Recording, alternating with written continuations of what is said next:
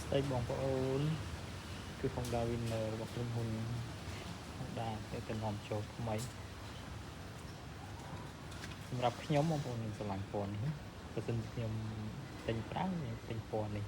តែមិនដឹងថាបងប្អូនស្រឡាញ់ពណ៌ណាតោក្រុមហ៊ុននាំចូលសម្រាប់ប្រភេទ Winner สีថ្មីនេះគឺមាន4ពណ៌មានពណ៌ក្រហមពណ៌ស៊ីម៉ងនេះហើយពណ៌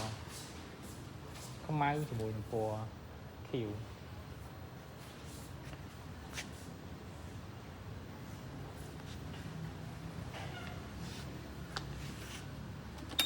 សាតេលេ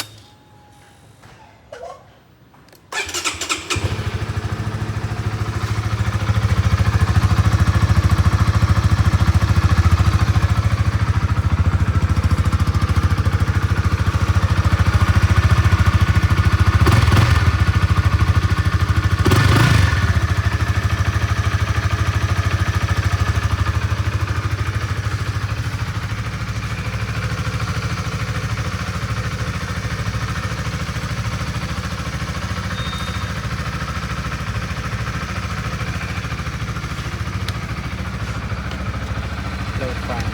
ចូលមានផ្លូវសុំផ្លូវទៅទៅយើងញាក់សុំផ្លូវន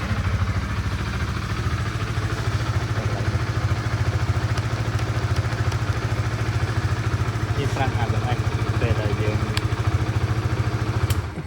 ប្រើប្រាស់អញ្ចឹងវាសុវត្ថិភាពនៅពេលដែលយើងជិះលឿនណាបងប្អូនដោយសារតែវាមានប្រព័ន្ធប្រាំង ABS ដែលដំណើរការជាមួយនឹងប្រភេទម៉ាស៊ីនម៉ូតូនេះតែម្ដងក៏មានភ្ជាប់មកជាមួយនឹងកន្លែងសាក់ថ្មទូរស័ព្ទបងប្អូនអាចសាក់ថ្មនៅពេលកំពុងប្រើប្រាស់បានលុបដៃវ៉ាន់មានសោមួយឈុតសម្រាប់បងប្អូនយកទៅប្រើប្រាស់ទៀតកម្លាំងម៉ាស៊ីន 150cc 6លេខបងប្អូនចូល1និងតើក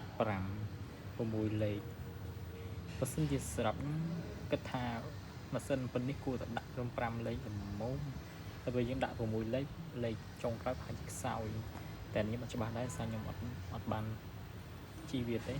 អញ្ចឹងអត់ដឹងថាតើល្បឿនវាយ៉ាងម៉េចដែរទេប៉ុន្តែគ្រាន់តែជា comment អូខេមានប៉ុណ្្នឹងឯងថ្ងៃនេះសម្រាប់ Honda Winner បងប្អូនពេញចិត្តឬក៏មានចំចម្ងល់អីសាកសួរបងអាច comment នៅក្នុងវីដេអូនេះបានខ្ញុំឆ្លើយមកខ្ញុំនឹងឆ្លើយជូនបងប្អូនអរគុណច្រើន